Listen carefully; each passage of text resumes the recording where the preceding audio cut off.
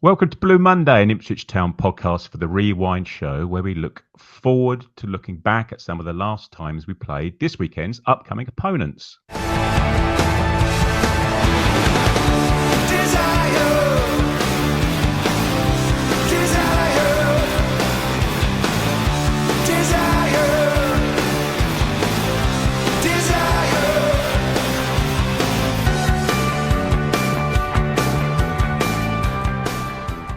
Hello, my name is Craig Fimbo.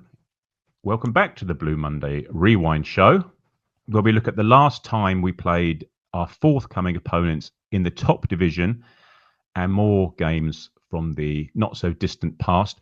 And now, having said last week that we were back to your Tuesday, Wednesday, Thursday, Blue Monday build-up, completely forgetting there was a Thursday match, and then everything was up in the air and up for grabs in terms of what show was going out on what day. We're back, David, having done Arsenal, done Chelsea, done Manchester City. We're on to LIVERPOOL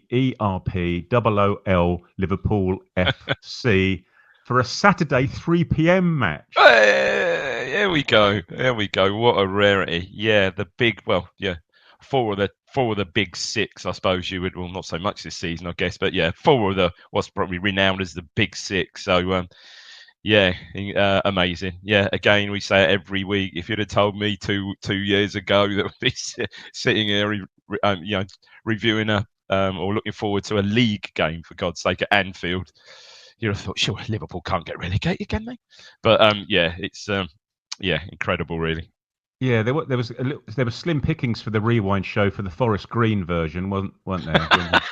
When we tried to put that one together. Yeah, that Cheltenham one was that's a struggle as well, wasn't it? Yeah. Fantastic. So as ever, me and Dave are going to talk about three games today. So if you were at these games, or actually any game you went to Anfield, maybe you were at an FA Cup game and saw one of the greatest crosses of all time. Unfortunately, the rules dictate we're not allowed to talk about FA Cup games, so we'll have to give that one a swerve. But no, let us know if you were there. Stick some memories in the comments. Like, subscribe, thumbs up, etc., etc. I think, Craig, spoiler alert. The listener subscribers will realise why we're perhaps shoehorning in three games today when they realise what the first game is. Yeah, exactly. So as I say, yeah, we're indulging ourselves a little bit. We're going to follow the rules. We are going to talk about the last time we played them, but maybe not as in depth as we may possibly have done so. Saturday, the 11th of May, 2002. Brand new in at number one in the charts was a cover version of a Turkish song, which had done very well in itself in and around Europe. Very successful.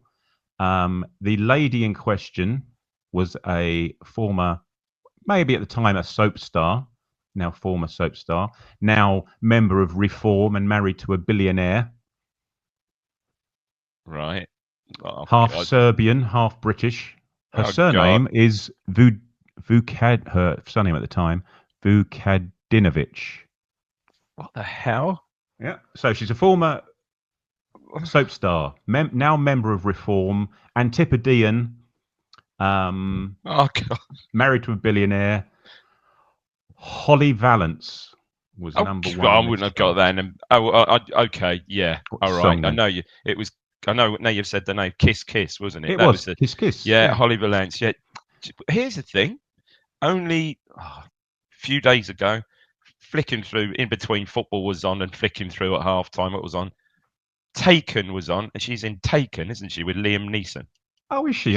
In that film, yeah, the very beginning of that film, he plays difference of the film. He plays a bodyguard, and anyway, she plays herself, and he's looking after her at a concert, and it all kicks off. But anyway, Holly Valance is in Taken, the first one. Oh, there you go. And she was also number one in the charts at the time. Yeah. The first appearance of Holly Valance on the Blue Monday Rewind Show. Right, in terms of the league table, I say we're going to be quick. Three of our last four matches this season were live on Sky. Lucky people. By virtue of us playing Arsenal, Manchester United and Liverpool in three of our last God. 4 matches. We found ourselves third from bottom, 1 game to go, 3 points adrift, albeit had we managed to get a win and had Sunderland managed to lose, we would have overtaken them. But yeah, it's just unfortunate. Ultimately, what was to prove this was ironically Liverpool's best ever Premier League finish, I think, at the time. So the odds weren't great, were they? and I think they'd Sunderland. also 3 months Sunderland at before Derby. beaten us 6-0, hadn't they? Yeah, they had. Which we had to speak about as well. Yeah, we did cover that what seems way back in August, didn't we? Now the very first one, but yeah, I think Sunderland had Derby, didn't they? So yeah, it was never going to really play out. But yeah, difficult. Albeit having lost 6-0, a 3 months earlier, a 5-0 defeat could be classed as a moral victory, I suppose, couldn't it? We were improving. Yeah, I think it's fair to say the Liverpool weren't well, not necessarily in this game, sharpen their studs. Not necessarily in this game, to be honest. Looking at what the scorers were, but yeah, as we quickly describe the game, I think it's fair to say that Liverpool had a little bit more than a helping hand, I would suggest, in this game. Yeah, we'll be quick. Right, programme was the manager. The Liverpool manager was on front of the programme. Yeah, Houllier, I guess, was it? There he is. Gerard Houllier. Yeah. Yep. Not that one. Sorry. This one. This was our lineup. Bent and Bent up front. Yep. Yeah. Marshall in goal. Blah blah blah. Clapham was playing on the right wing. Jamie Clapham was playing on the right wing. Titus Brown was playing right back. That's quite an odd one. That one. But anyway, we'll move on. Yeah, we'll move on. Probably one of the first occasions, or perhaps the first occasion, that we had double Bent up front. 2 Bent. Yeah. Bent double. Yeah, Darren was just starting to come into his own, wasn't he, really? Yeah. Fledgling career. In terms of Liverpool, yeah, Owen and Heskey up front, Haman and Gerrard in midfield, Risa and Murphy, the wide men, and then, Honcho, Herpia, Carragher, Xavier. It's solid enough side, isn't it? It was solid enough for us that day, David, wasn't it? Should we even bother? Oh, we better go through the goals. So I mean, I've made a bit of a note here. 13 minutes. Risa 1-0, left foot, edge of the box. Shirt off. Yeah, so obviously shirt off. 35th minute. Smeetser, 50-yard run, pretty much unchallenged from the edge of his own box. Uncontested, I think we'll call that one. Uncontested, I think. Pretty good. I mean, we all know Reece had a bullet of a left foot. Pretty good finish from an angle and it across Marshall. Don't think you could do much about that. 2-0. Oh dear. No. Here we go. Oh no. Titus. 46th minute. Titus. It's one of those balls where don't let it bounce. Don't let it bounce. Ball sort of comes. That hoisted high ball. And he's about 20 yards out, and he's underneath it, and it's like a cricketer under a spiring high ball, isn't it? It's like twisting around, yeah. Oh, it's a shocker, and he looks like he's going to head it, and he does it. He looks like he tries to play it back, gets the faintest of touches, and just give it to Michael Owen, 1-on-1, and typical Owen lobs it over, doesn't he, over Marshall, and then this isn't great. The fourth isn't great either. Smeets on the right, sort of like I don't know what he does. Uncontested, should we call this one? Yeah, bundles through a very soft challenge, surprisingly, from Herman Aridis, and you would never think that. Bundles through that, and I'm on the edge of the 6-yard box now. I'll just stick it in. And then poor old Vino looked slow there as well, didn't he? He come across. Thought, there's no. I'm not even going to get this, so he doesn't even. No, and by that time, I think Anelka at 88th minute. I think the ball is touched through by Owen, and he's like, there's just no defenders inside. Was there? There was nobody. There were 2 of them in the box. There wasn't a defender within about 30 yards of our goal. What? They'd gone AWOL, absolutely AWOL, and he just thrashes it past Marshall for 5-0 to. I mean, the nail was already in our coffin, obviously probably after the first Risa goal, certainly after the second. And sadly, that was that for how many? 22 seasons. Yeah. Well, funnily enough, I've got the quote from David Sheepshanks here. After post-match, David Sheepshanks was quoted as saying, "George is the right man to bring Ipswich back to the Premiership in 12 months. I take as much of the blame as anyone. My message is that this will not spell the devastation of Ipswich Town. 22 years after the event, we can all agree it didn't. It didn't spell Wow, I tell you what, devastation. it almost did. Didn't My God, they were dark day. I mean, we've spoken about it before, Craig, and he couldn't then envisage, the ITV digital going, Hmm. hits up. We were just absolutely within 18 months were in administration, weren't we? Pretty much Yeah, and Sheepshanks horrible. he's bigging up the squad. He was saying we would come back as And, no, champions the and next year. We had manager of the year from the previous year still in charge of us. There was no reason to suggest but why not. what was really odd about that next season, Craig? We started a bit like a train, didn't we? I mean, I remember I think we won was it Walsall the first game. Then we absolutely mullered Leicester, who'd come down with us 6-1, was it? I remember that.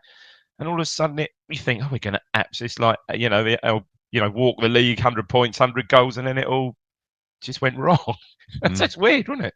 Yeah, Again, we're yeah. still in that stupid Europe again. UEFA Cup. I don't Yeah, think didn't they help, say did it? stupid Europe, so it seems a bit.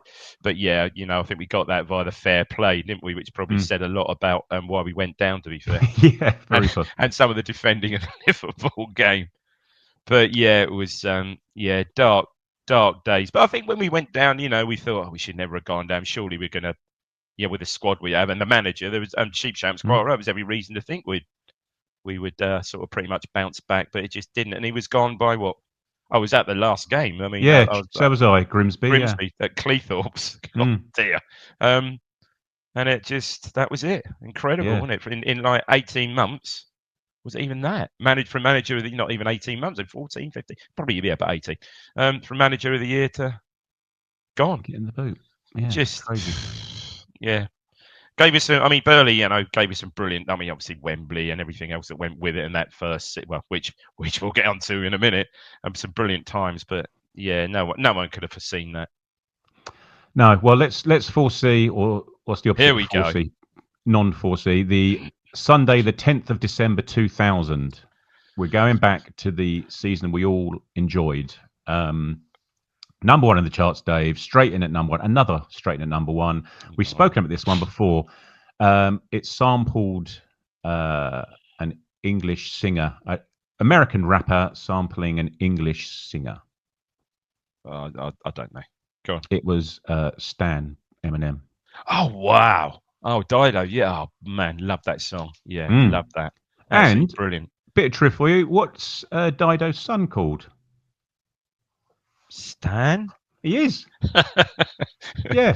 Yeah. 11 years later, she had a little Stanley. Yeah, So, it was the lyrics of that song quite disturbing, aren't they? Yeah, really, really good song. Yeah.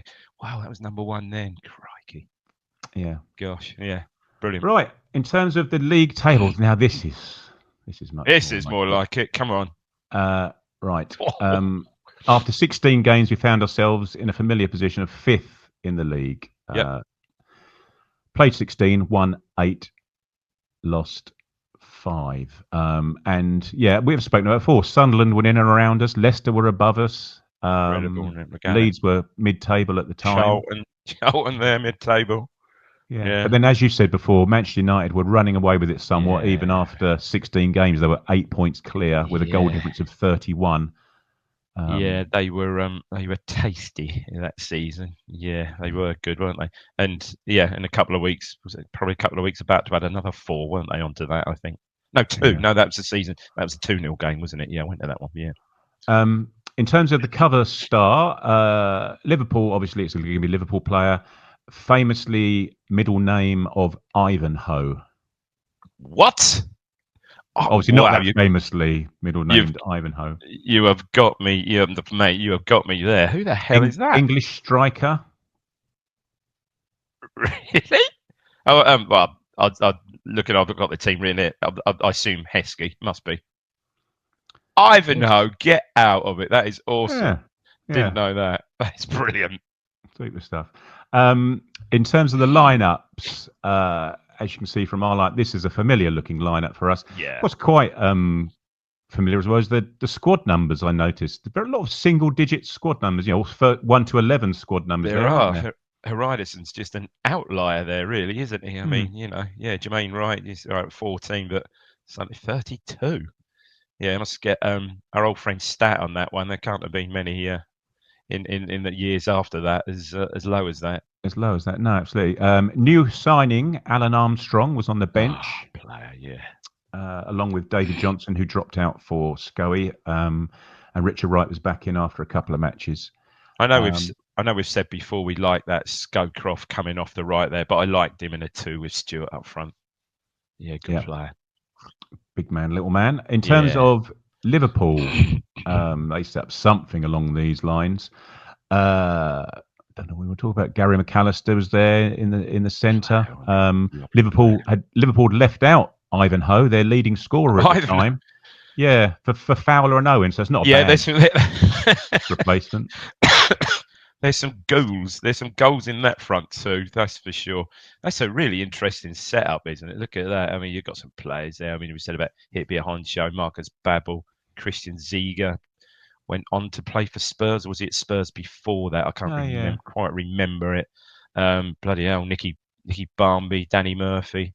I just watched him last night, a match of the day, and I always thought McAllister was a lovely footballer, wasn't he? Just silky, good player, Gary McAllister. yeah. He sort of And knitted it all together for them, didn't he? He was a good he's signing for them at that time, wasn't he? absolutely super player, and the quite prolific front. Do you know what? I wonder how many times. That's an interesting one. They actually played together, those two, as a front too. Because you look at the two of you, think really, all right. I know Fowler predominantly left-footed, and you'd say Yeah. Owen predominantly right-footed, but very, very similar players, you'd think. Wonder how many, how often those two played as a front, as a pair. Couldn't have been And that for often, I wouldn't have and thought. for that pair to come through their youth system as Oh, well, pretty much one after the other. Owen just following Fowler. amazing. Absolutely amazing. Yeah. Yeah. In terms of the match itself, Dave, the aforementioned Michael Owen scuffed one wide. I don't think the pitch was the greatest at this Well, that's point a in good time. chance, wasn't it? Oof, Yeah, yeah. about 10 yards or so, didn't he? Oof, Scuffed yeah. it wide. And had another chance that was saved well by Richard Wright in the first half. But before half time, the goal that everyone can still picture.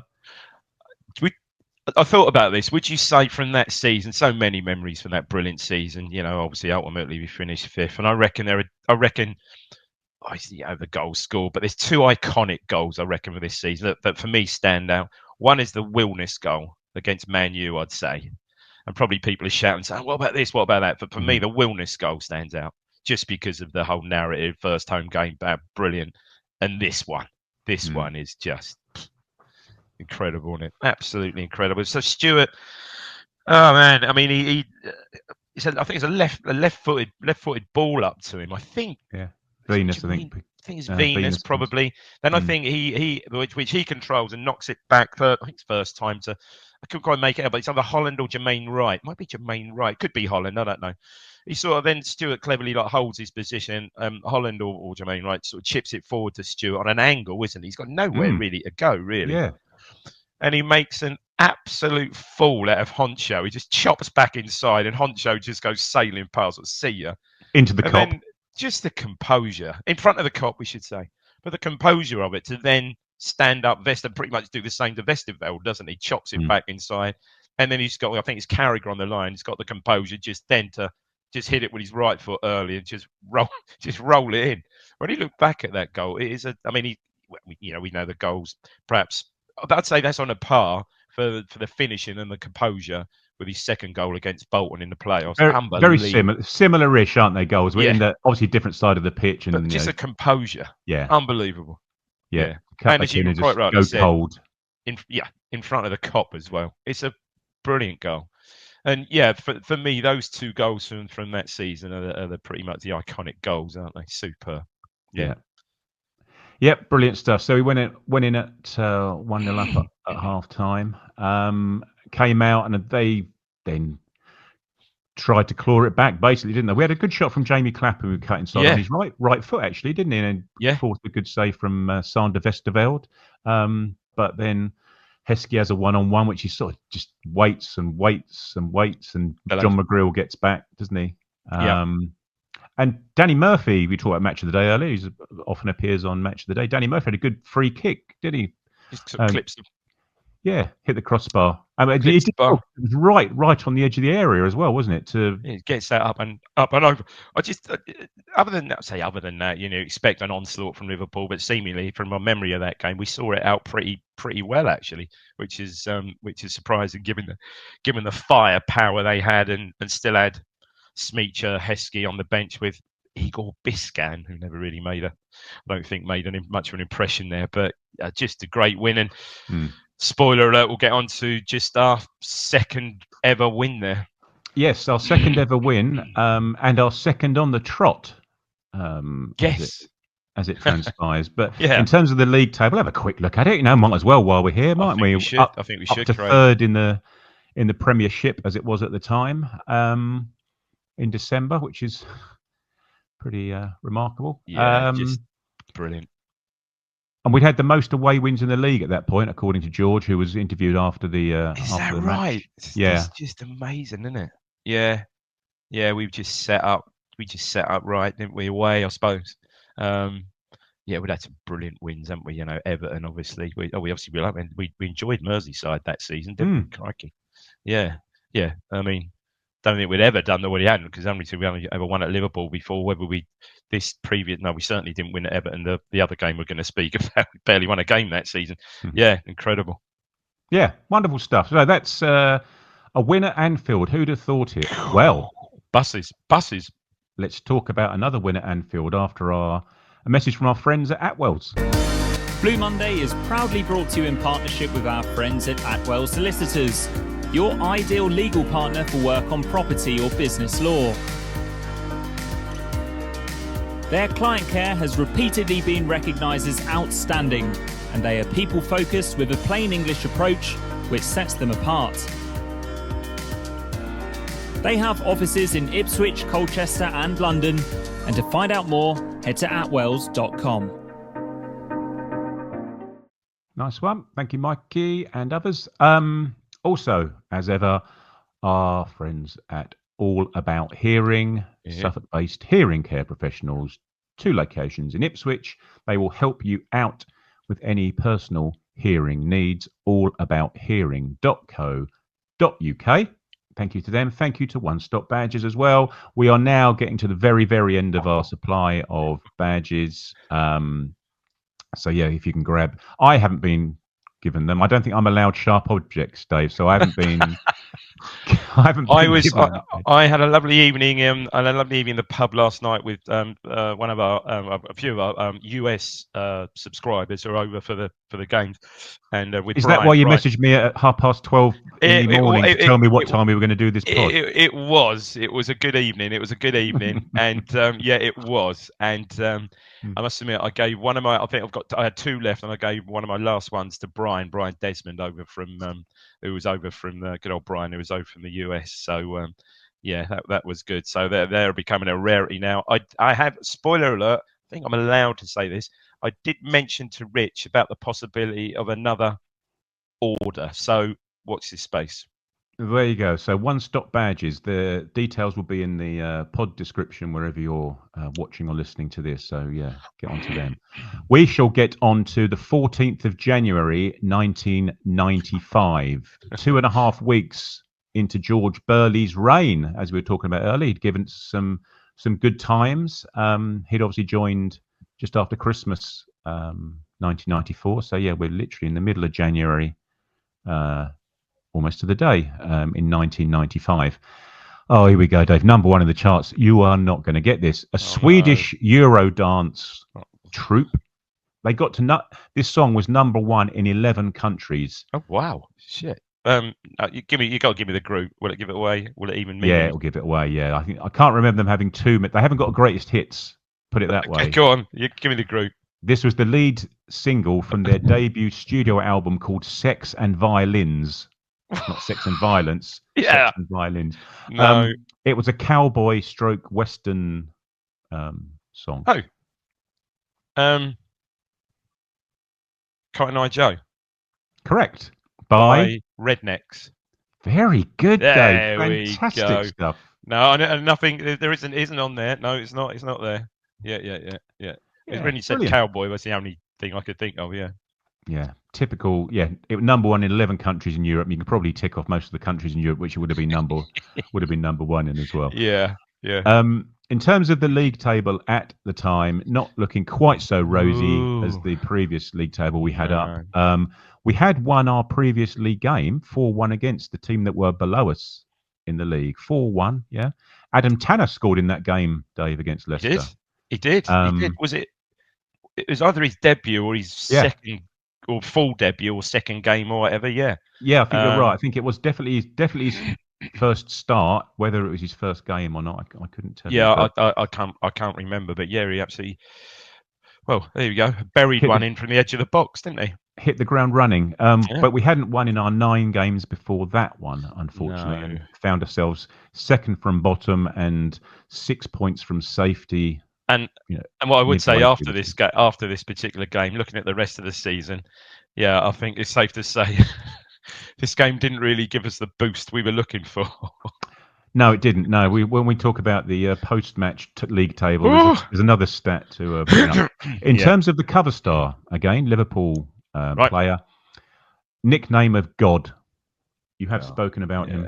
Robbie Fowler. Yeah, good grief. Yeah, it was. Yeah. And that iconic Carlsberg hit as well. The flashing on the side. Yeah.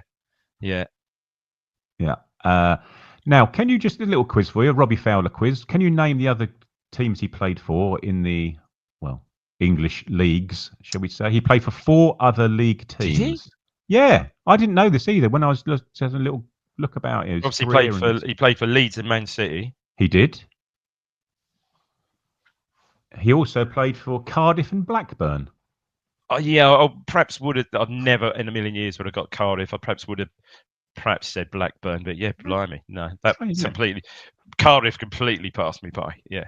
Played 26 times for England. Only 11 starts for England. But I mean, we just had third in that. Well, Shearer, third, and Ian Wright. Yeah, he was unfortunate. Michael Owen. Sorry, his Heskey. mate Owen. Heskey was just in that. Yeah, unfortunately. Sheringham. Yeah. I think he was in. I'm sure he was in like the 96. Squad. Euro squad certainly was in the squad, but yeah. Absolute natural finisher, wasn't he? Right from a bit like Owen, right from the get-go, really. Yeah, from a very early age, wasn't he? Yeah, it's just remarkable the amount of strikers we had around at that time. So 11 starts of Robbie Fowler for England. You'd think crazy. Criminal, but then when you mention the other players in that position, maybe not quite. So, in terms of the lineups, Dave, this God, what a lineup! What's going on here? Well, yeah, I was trying to work out the players that we had.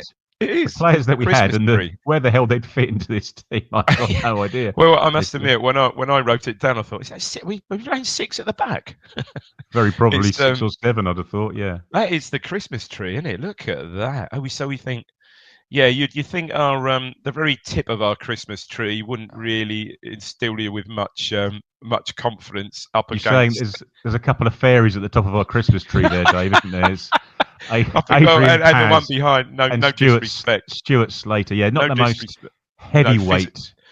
No, not when you're up against John Scales, Phil Babb, and more importantly, Razor Ruddock. Yeah. Wow. How on earth did we? Well, I think how on earth was somewhat related to the guy who was wearing the number 1 shirt on his back. I think as it transpired, that's how we got out of Dodge. Yes. With a victory. Look, as you said, we'll quick look at the Liverpool team. Wow. As you rightly say, a back 3 of Ruddock, Babb, and Scales, and Michael Thomas there. For Mickey Thomas there. Yeah. Obviously, scorer of a very, very famous goal at Anfield, but not for them. And no, that's right. And two years after that goal, he signed for Liverpool. You wouldn't have thought it, would you, at the time? And he was doing forward rolls. In front of the Anfield Road end. Yeah, and then. If we spoke about goals from the previous game of Fowler and Owen, Fowler and Rush. I mean, Rush, just the deadliest of all, wasn't he? My God, obviously, very much coming to the end of his career, virtually at the end of his career there. But wow, yeah, he was some player. One of the quickest players I think I've ever seen. Absolutely. Oh, really? Oh, Rush, lightning fast, absolute lightning fast. Yeah. Interesting. And him and we're not talking about him, but him and Dalglish were just the best two, I think. Yeah, but as you say, very much coming. Well, you say coming towards the end of his career, he still managed to disappear Newcastle. off to Leeds and Newcastle. He played did, of for. course, he did. Yeah. Yeah. No, perhaps he'd done his time in Italy, just like playing in a Yeah, foreign country, really, wasn't it for him? one of the very few players at the time that did go over to Italy to play, wasn't it? Sort of him and Butch Wilkins played, and he Souness, Trevor Francis, but there weren't Yeah, they played. many of them. Yeah. Souness and Francis, both Sampdoria, Wilkins, Milan, and Rush Juventus. Yeah, Juventus. Yeah, there weren't too many, were there, that headed over No, in that direction? Liam Brady was another one. Oh yeah, Went. before them, yeah. Yeah. But no, that's when you look at that, that's a pretty solid. Bjorn would be on the left there, had a good left foot, didn't he? John Scales, of course, who ultimately a few seasons was going to have a come over. Well, yeah, the season we spoke about previously was going to come over and feature a few games, not many, but a few. Yeah, not a handful, wasn't he? Yeah. In terms of the match itself, Adam Tanner's recollection, he had a chat with Ross from the EADT I managed to find on YouTube. Oh, wow. His overriding memory was that we got absolutely battered and Craig Forrest played like a man possessed, were his words. It's great. As you say, Tanner's second appearance and quite a memorable one. It's a great footage on YouTube. It's obviously one of the games. I'm not sure if Match of the Day back then showed all the games. Maybe they did by then, because that was Premier, so perhaps they had started to show all the games. Yeah. For the younger listeners out there, back in the day, Match of the Day used to have a main game and then another sort of game where they showed sort of slightly less highlights. That was your Match of the Day. That was it. So no saturation coverage. So it was lovely to see that on. I found that on YouTube with good old Tony Gubber, I think was the commentator. So yeah, no, that's always good to dig those out.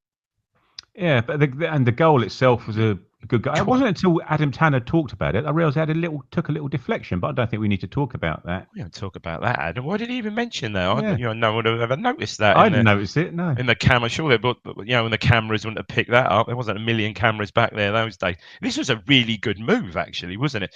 Until I watched it back again, you just think, the ball somehow ends up with Tanner on the edge of the box and he slams it in the top corner. But this is a really good move, isn't it? So I'm into play, I think, with I think Slater Williams, and I think Sedgley. And I think Sedgley ultimately just plays it in the box. I mean, it's a great finish because he sort of controls it with his right foot. And then you'd think Adam Tanner, probably with his left foot swinger, innit? Absolutely dispatches it in the top corner. Past old JMO, David James. That's brilliant. It's a lovely goal. Yeah, it's a lovely first touch, lovely cushioned first touch, and then great finish. Great finish. I mean, the irony of this, ultimately, I think Forrest does play like man possessed. You see it on the highlights I watch, and he's making save after save. And of all the games we played against Liverpool back in the 70s, 80s, when it was pretty much us and Liverpool, maybe a Man City thrown in there and stuff. Well, Villa obviously going head to head for the titles and everything. Never met. Always lost it. Well, a few draws, but pretty much all. First win in 34 previous visits, in a season where how the hell did it happen? Incredible, really. Yeah, well, I'll get the league table up after the event. We'd managed to claw back not much really, but as you say, 6 points off, aren't we? In terms of what did I say? We'd won one of the previous 9. We would only win one of the next 15 matches, including 8 losses on the trot, and in amongst those 8 losses on the trot, are the famous game. But we conceded 27 goals in 8 games. But the incredible thing after this one, it was 6 weeks. 6 weeks later was the game at Old Trafford. Just 6 weeks later. I read so after this game, like I said at the start, after this game actually we did get a bit. We drew 2-2 at home with Chelsea, which in the overall scheme of things, still Chelsea wasn't a bad result. And then we went on a run of the last 16, 1-2, drew 2, lost 14. Yeah. A whimper. I think we went out with a whimper. Yeah. Although we did celebrate the Anfield win by signing 5 days later the guy that was going to score all the goals to keep us up. Was it Alex? Lee Oh, Chapman. Lee Chapman. Oh God, we did. Yeah, we did. Yeah. Yeah, Matthew did sign. He signed the month after, I think February. Matthew signed as well. Yeah, I remember him. I think both scoring. It might have been Matthew's debut against Southampton. I think we won 2-1. I think they both scored in that game, which was one of the, obviously, spoiler, one of the 2 games we won before the end of the season. But even more impressive with that, I looked at Liverpool's stats running up. Prior to that, they're unbeaten in 11 and had conceded 1 goal in the previous 8 games. It was just talk about 4. I would have loved to have seen the odds on a Town win that day. You'd have made a packet, wouldn't you? Yeah, crazy. So, as you say, Dave, a good goal, and as you said before, we hadn't won there before, but there were some good goals dotted around the previous matches. Obviously, we've spoken about Gavin Johnson's header in the FA Cup game. But if anybody fancies looking back, that Eric Gates goal, was it 1984? 84. Alan Sunderland outside of the boot into Davray, cushioned from that first time volley into the top corner. I'd love to look back. Surely that one, if that didn't win goal of the month, because that was on Match of the Day. If that didn't win goal of the month, I'd love to see the goal that won it that month, because that was a thing of. I know we're not there to describe that goal, but we can. The passing, the one touch from it's mad, isn't it? The one touch back from Davray, and it's just the first time finish, and it's crazy, isn't it? Absolutely dispatches it in the top corner. That is a hell of a goal. Yeah, and you can find it. So yeah, anyone who hasn't never seen it, go and search for Eric Gates Anfield goal 1984. And I think we should give a nod. We need to, Craig, today give a nod to the Gavin Johnson goal, which was again another absolute.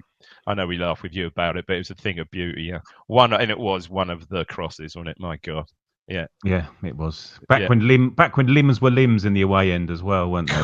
That's just a fantastic highlight. Were you there? Were you there that night? You were. Wow, fantastic. Yeah, I think, Christ, it's so long ago now. My oldest would have been Jordan, 2 months, so I wasn't there.